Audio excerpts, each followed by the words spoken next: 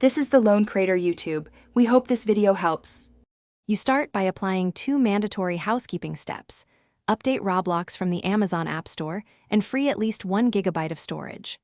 Once done, close all background apps and reboot the Fire tablet to clear RAM and temporary glitches.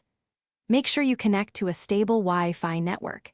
Inconsistent mobile hotspots or VPNs can cause packet loss and crashes. Do these now so the device is in a clean state before you change app settings or reinstall anything.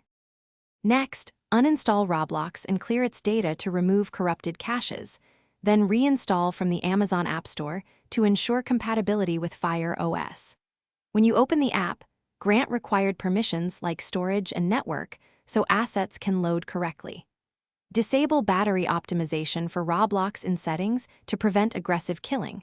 Then open any game and set graphics to low and render distance shorter. These configuration steps reduce memory and CPU strain, which is the usual cause of mid-session crashes.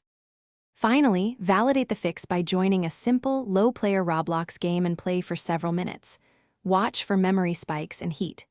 If crashing persists, force stop the app, clear cache again, and try a different reliable Wi-Fi network to rule out packet loss. As a last resort, back up your files and perform a factory reset or contact Amazon support. This resolves persistent OS corruption. One key troubleshooting tip: test with another device or account so you know whether the problem is device or account specific. Thanks for watching. Consider subscribing if we helped you.